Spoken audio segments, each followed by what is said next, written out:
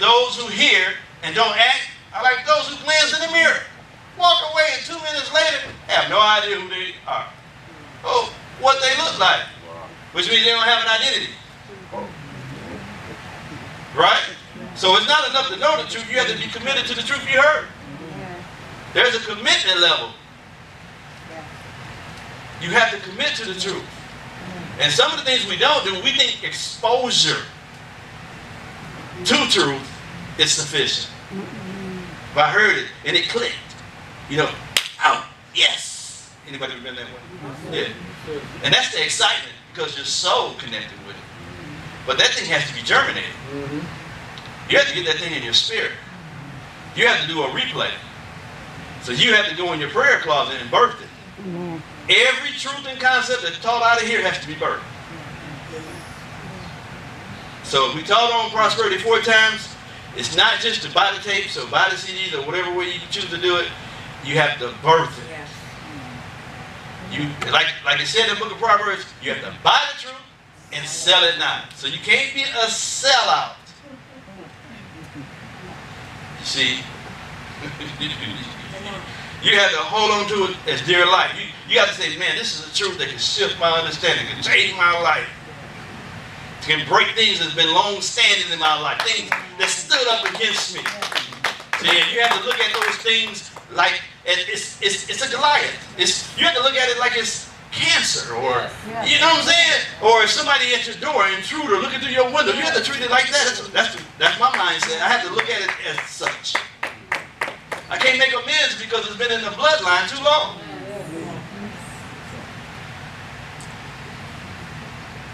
You can believe in God and yet never believe God. You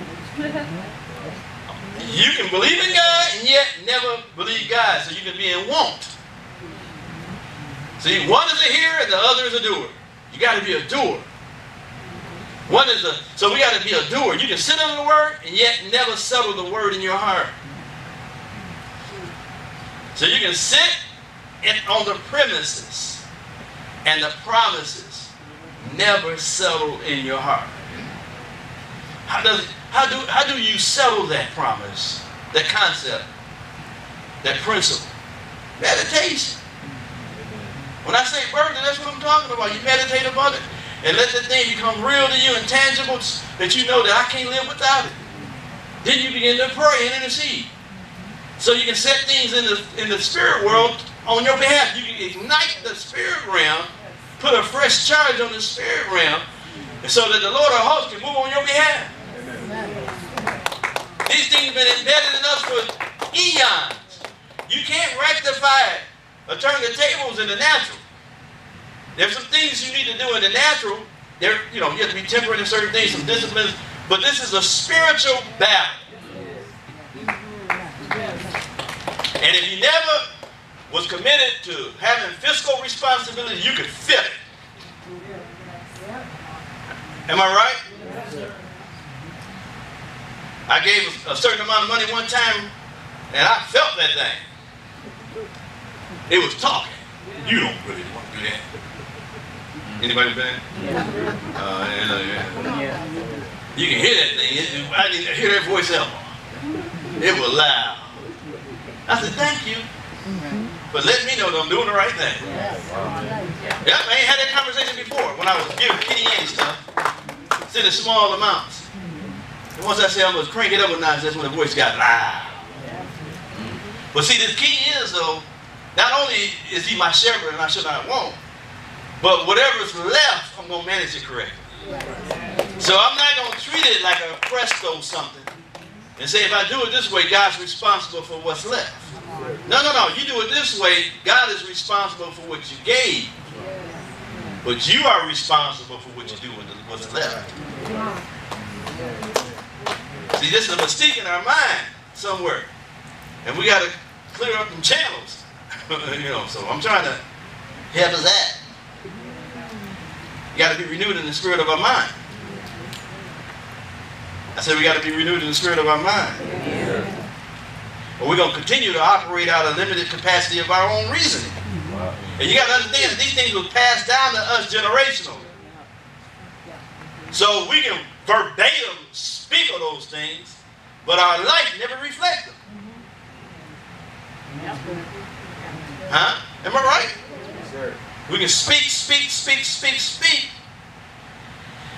and never allow them to materialize. God is not afraid of the material realm. He wants to flood this dimension with his riches, with his glory, with his power. We can trust God for spiritual things, but we can't trust God for natural things. Yeah, so that, I hope that hit somebody. It sounded like it was over in here. So if we don't be renewed in the spirit of our mind, I like it where it says in Romans 12:2, it says, don't become so well adjusted to your culture that you fit into it without even thinking. It's a Message Bible. Instead, fix your attention on God. You'll be changed from the inside out. Readily recognize what he wants from you and quickly respond to it. Unlike the culture around you always dragging you down to its level of immaturity, God brings the best out of you. See it? God brings the best out of you. Develops well-informed maturity in you.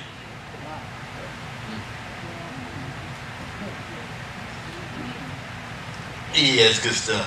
And the reason why we're still immature as it relates to prosperity is because we're still operating under a faulty system, which is based on human reasoning, on the five senses, which will keep us in the illusion of this world, the lust of the eyes, the lust of the flesh, and the pride of life. When we have an opportunity to change, we miss it because we don't shift in it. Because we're always striving with God to tap into the next thing. So we got to learn how to tune in. Say, tune in. How we going to tune in? Tune in to what? To the wisdom and counsel of the Lord. You have to ask God to show you.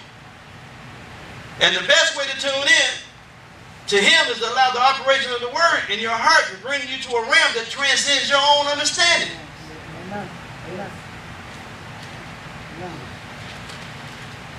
Y'all got that? We can't afford to keep misfiring and living randomly by becoming more and more self-reliant. That's how you misfire. Over time, our overindulgence in self-sufficiency will create more harm than good. Then we find ourselves trying to take shortcuts. You know, maybe I need 2 jobs. Maybe I need a job and a half. Maybe I need a full-time and a part-time. No, but you need discipline. You need a budget. People don't like to talk about their money. Look at them. You should see them. So we want shortcuts. And these shortcuts, they seem attractive to your clever side. Because you think that with enough being ingenious and smart, you can bypass the normal rite of passage. However, the downside of shortcuts is that their promise of a faster way can be short-circuiting God's best. Sir, sir.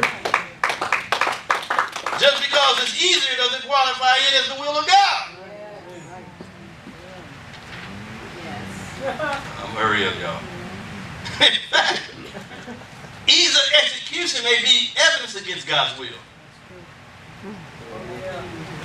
Well, you know, I really don't have it to give, but I'm just going to give something. God didn't ask you to give something. He's specific. He said tithe. That's it. Amen? He said support your local house. That's it. Oh boy.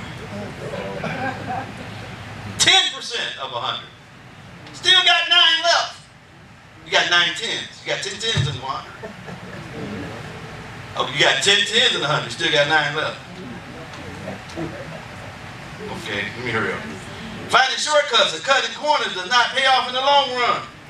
You must pursue strategic and disciplined steps to be led by the Spirit. Varied moods and impulse choices can derail you off the wise and productive path to success. These choices are often a sign of impatience or poor self-discipline.